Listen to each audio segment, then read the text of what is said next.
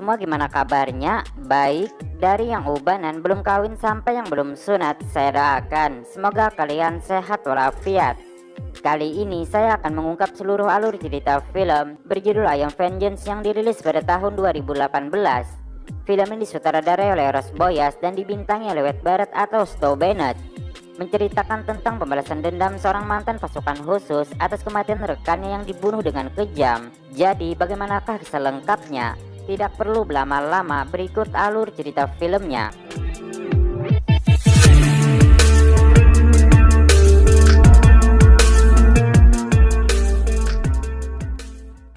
Di awal film terlihat seorang pria bernama Danny Mason yang sedang dikejar oleh beberapa orang kartel. Danny yang tersudut dihampiri oleh pimpinan mereka yang bernama Hatcher. Hatcher lalu memberikan kesempatan kepada Danny untuk melawan sebelum kemudian mereka menangkapnya.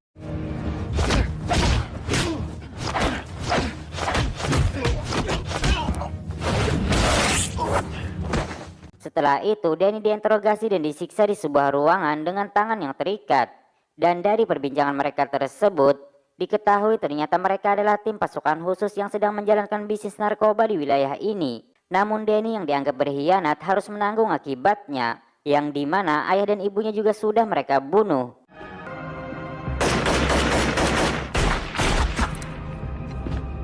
Danny yang mendengar itu sangat dibuat marah namun tidak bisa berbuat apa-apa.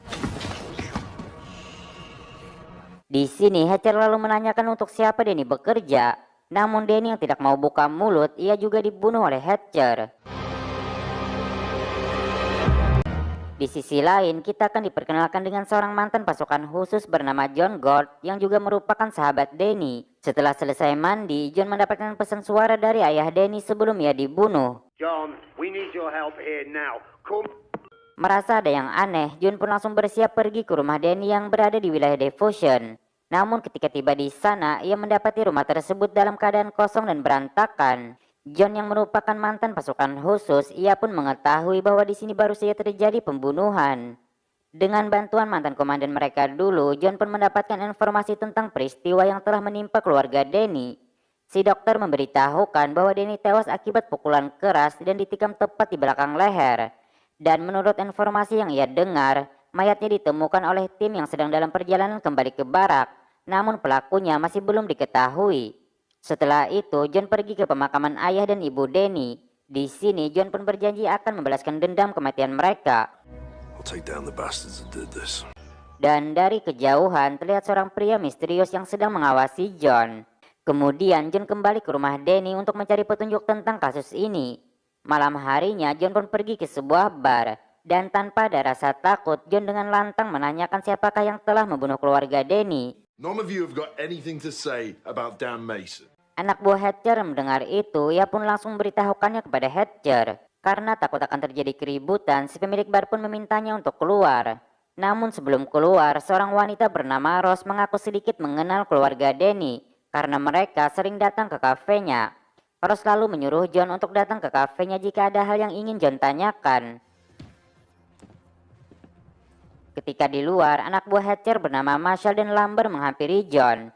Mereka meminta John untuk meninggalkan wilayah ini jika dia tidak ingin mati. Namun bukannya dibuat takut, John justru menentang mereka dengan melemparkan rokok. Yang dengan itu hampir saja terjadi perkelahian, namun Hatcher memilih untuk pergi dan menyelesaikannya nanti.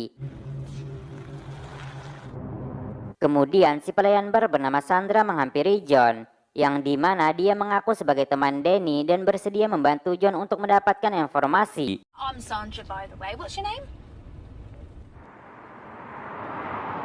Setelah itu, Sandra membawa John ke rumah pacarnya yang bernama Kit yang juga merupakan teman Danny.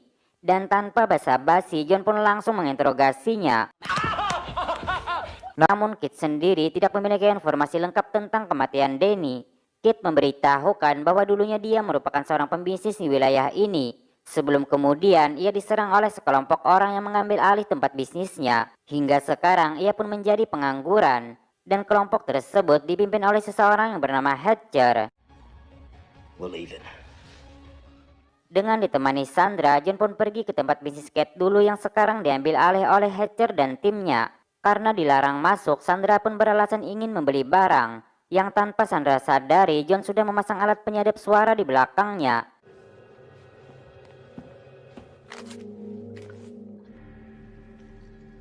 Thanks so much. Di dalam, Lambert memberikan Sandra sebuah handphone dan memintanya untuk memberitahukan di mana tempat John menginap nanti dengan imbalan 1 paket heroin.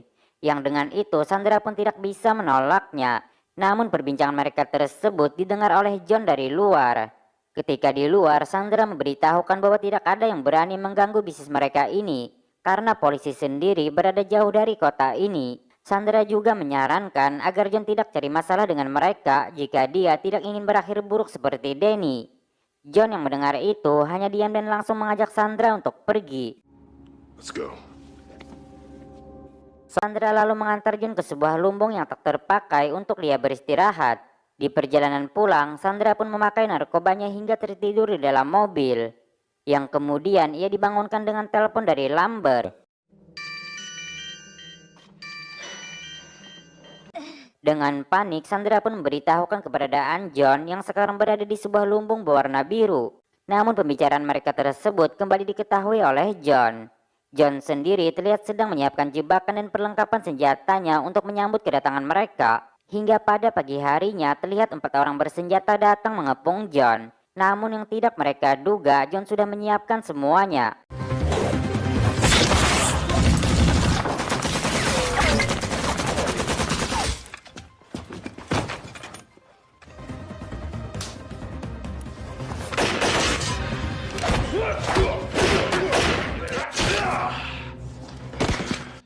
The ball's on the man. Setelah kejadian tersebut, Hatcher pun meyakini bahwa John bukanlah orang biasa yang bisa diremehkan. Dia lalu meminta anak buahnya Lucy untuk mencari tahu tentang latar belakang John. Siang harinya John pergi ke Cafe Rose untuk makan dan kemudian mereka pun berbincang-bincang. John mengatakan wilayah ini sangat berubah jauh dibandingkan 5 tahun lalu saat dia tinggal di sini. Karena dia merasa sekarang tempat ini banyak dihuni oleh orang jahat. Dan menurutnya Rose tidak pantas tinggal di tempat seperti ini. Namun Rose memberitahukan ia tidak bisa pergi dari tempat ini karena hanya kafe inilah yang ditinggalkan oleh orang tuanya untuk kebutuhan hidup dia dan adiknya. John lalu bertanya bagaimana Rose bisa mengenal keluarga Danny. Rose mengatakan bahwa dia mengenal mereka sama seperti dia mengenal pelanggannya yang lain.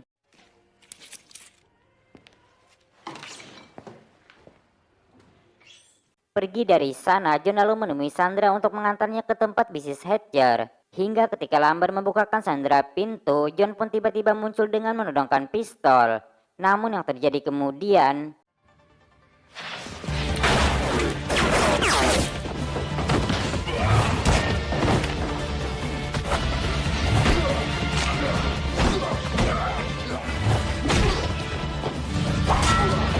Drop it.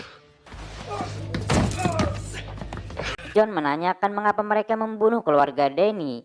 Namun Lambert hanya menjawab, mengapa kau tidak menanyakannya kepada dia? Yang mana ternyata Sandra dan pacarnya Kit juga terlibat dalam kasus ini. Setelah menghabisi mereka dan mengambil semua uangnya, John lalu membakar tempat ini kemudian pergi dari sana.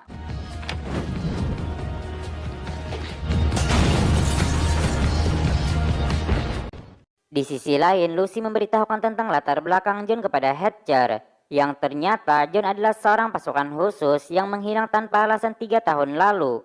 Dan dalam misi terakhirnya, dia ditugaskan bersama sahabatnya bernama Danny Mason. Mengetahui itu, Hatcher pun meyakini bahwa ini hanyalah masalah pribadi, yaitu John ingin membalaskan dendam kematian keluarga Danny. Yang artinya John tidak mendapatkan perintah dari atasannya.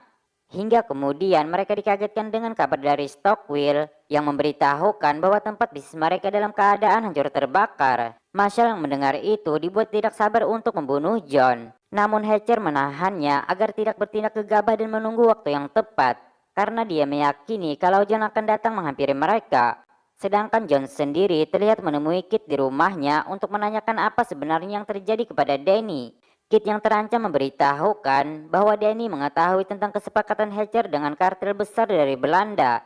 Dan Danny berniat untuk melaporkannya kepada komando tertinggi. Namun niat Danny tersebut diketahui oleh Sandra dan juga Kit. Yang kemudian mereka membocorkannya kepada Hatcher dengan berharap imbalan narkoba dan juga pekerjaan. Dan itu terpaksa Kit lakukan demi Sandra. yang diketahui mereka berdua merupakan pecandu yang tidak bisa lepas dari narkoba. Setelah mendengar itu, John tiba-tiba saja menghilang dari hadapan Kit. Please don't kill me, man.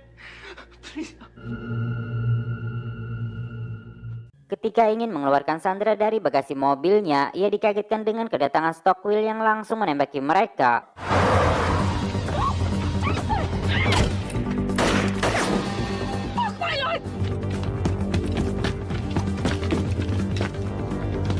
Ross yang sedang membuang sampah dijadikan Sandra oleh Stockwell. Namun yang terjadi kemudian,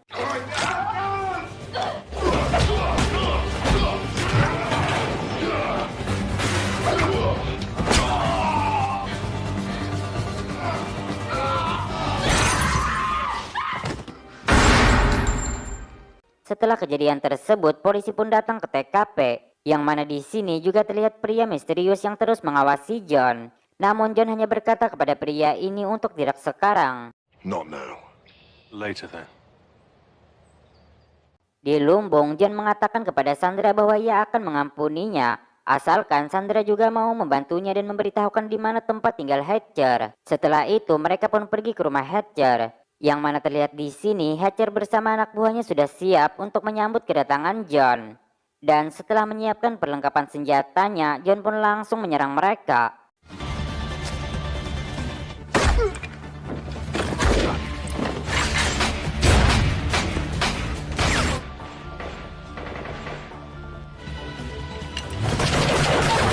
Di sini Marshall dengan sombong membuang pistolnya dan mengajak John untuk berduel, hingga kemudian ia pun tewas di tangan John.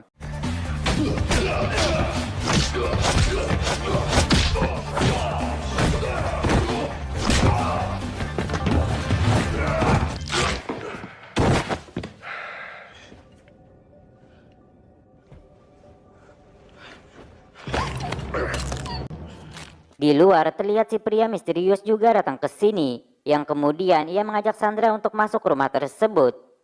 Setelah menghabisi semua penjaga, John lalu memasuki ruangan Hatcher, yang kemudian Hatcher mengajaknya untuk bertarung dengan tangan kosong.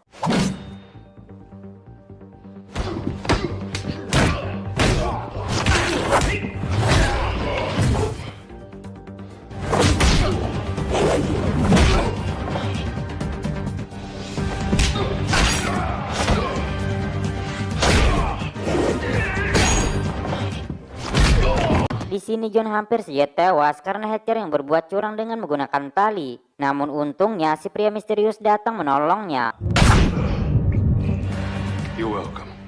Ketika di pemakaman Danny, si pria misterius kembali datang menghampiri John, yang ternyata namanya adalah Frost, yaitu seorang agen dari tim pasukan khusus yang dikirim oleh atasan mereka untuk membawa John kembali. Frost lalu memberikan waktu kepada John untuk menenangkan dirinya dengan berlibur. Dan setelah itu, Frost memintanya untuk kembali bekerja dengan mereka. Namun yang tidak Frost sadari, John sudah menghilang dari belakangnya. Well, Sedangkan Ross yang baru pulang dari pemakaman, ia mendapatkan kiriman satu tas uang dari John. Dan sebuah kertas yang bertuliskan, pindahlah ke tempat yang lebih bagus. Sedangkan John yang sedang bersiap dihampiri oleh Sandra yang ingin ikut bersamanya. Dan kemudian mereka pun pergi bersama meninggalkan tempat ini. Setelah itu, film pun tamat.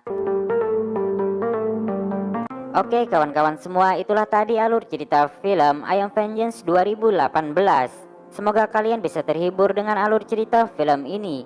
Atas kesalahan dan kekurangan kami, mohon bisa dimaklumi. Saya pamit undur diri dan sampai jumpa di video selanjutnya.